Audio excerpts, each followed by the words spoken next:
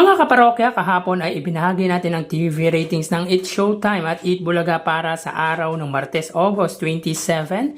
At ngayon naman po ay ibabahagi natin ang TV ratings para naman po sa araw ng Miyerkules at Huwebes, August 28 and 29. Pero bago natin umpisahan ay humiling ako na pakisubscribe ang aking YouTube channel. Pakiclick ang bell icon para una kayong ma-notify sa mga bagong video na ilalabas ko. At pakidamay nyo na din na i-follow ang aking Facebook page na Mega TV at ang aking TikTok account na Kaparokya TV. Maraming salamat! So yun nga mga parokya, kahapon ay ibinahagi ko sa inyo ang TV ratings na lumabas nitong nagdaang Martes, August 27. At kung saan ang It's Showtime ay nakakuha ng 7% at ang Eat Bulaga naman ay 3.8%. So dito para sa akin ay wala pong umangat sapagkat hindi po nila na-meet ang kanilang TV ratings average na 8.4% para sa It's Showtime at 4% naman para sa Eat Bulaga. Disclaimer lang po mga kaparokya dahil para sa aking opinion lang po yan. Sa mga ngayon lang na naka-tune in sa YouTube channel ko, naglagay po ako ng TV ratings average dahil nga po sa mga bentahe na meron ang Madlang People Noontime Show laban sa katapat nitong noontime show or noontime program na Eat Bulaga. So, unahan ko na po kayo mga parokya.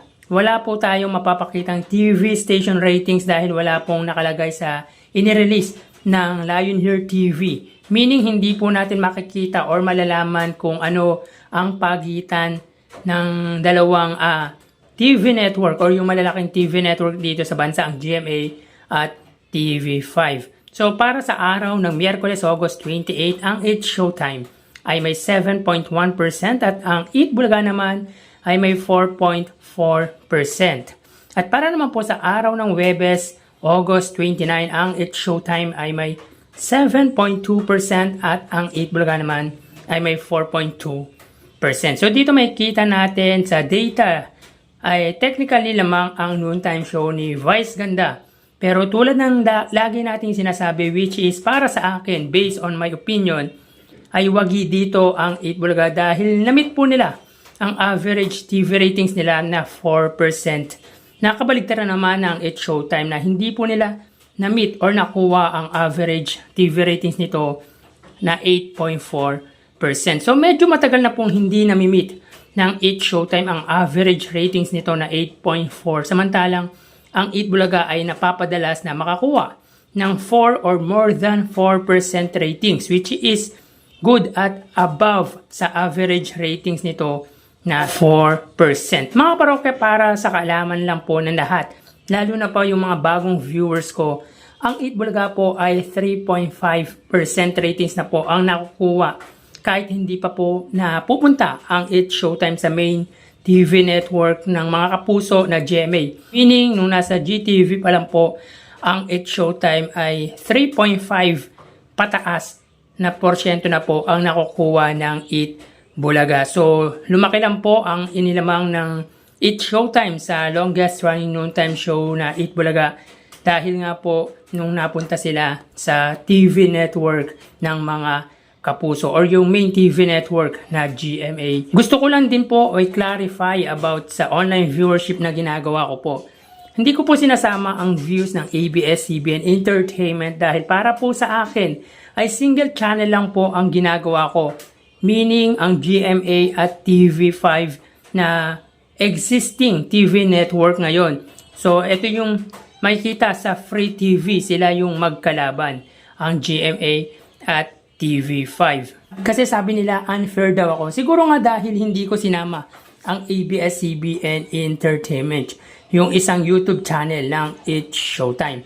Again, main account ng It's Showtime at Eat Bulaga sa Facebook at YouTube channel at main YouTube channel ng dalawang malaking TV station ang ginagawa ko.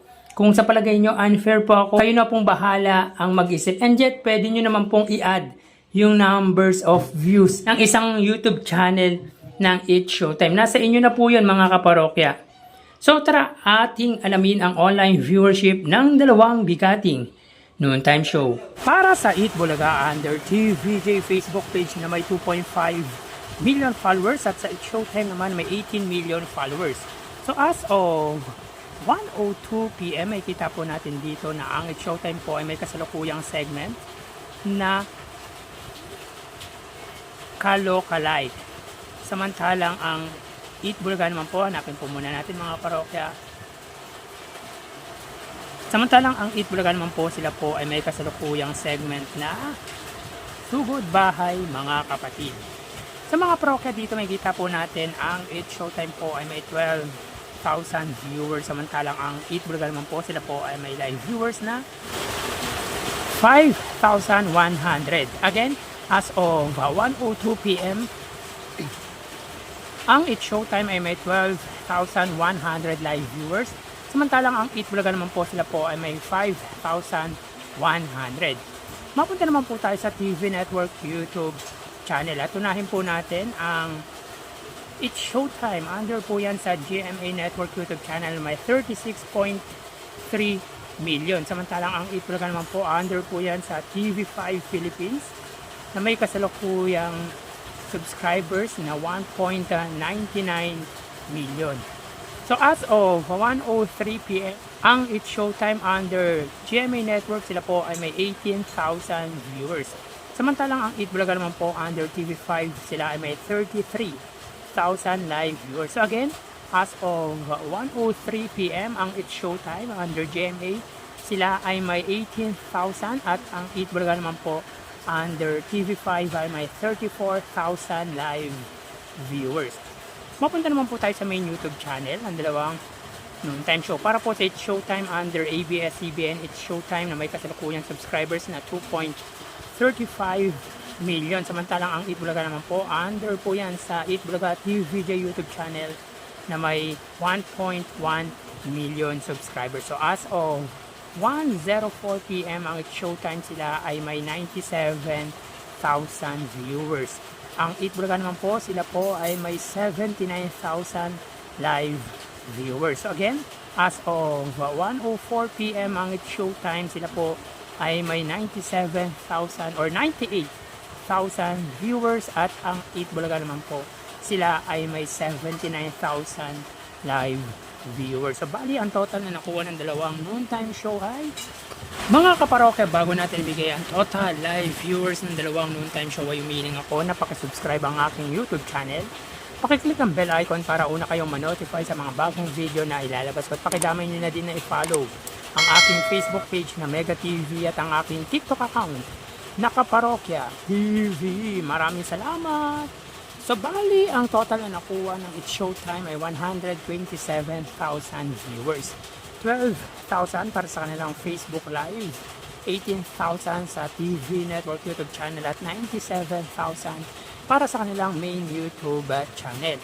At para naman po sa Eat Bulaga, sila po ay may total na 118,000 viewers. 5,000 para sa kanilang Facebook Live, 34,000 sa TV Network YouTube channel at 79,000 naman po para sa kanilang main YouTube channel. So again, ang It's Showtime po ay may 127,000 viewers at ang Eat Bulaga naman po ay may 118,000 live viewers. Yan po ang lumalabas sa kanilang online viewership as of 1:06 PM. At mamaya matutunghayan nyo naman ang panibagong ito ng ating online views update ng dalawang noontime show. Mag-ingat po tayo mga parokya. Thank you and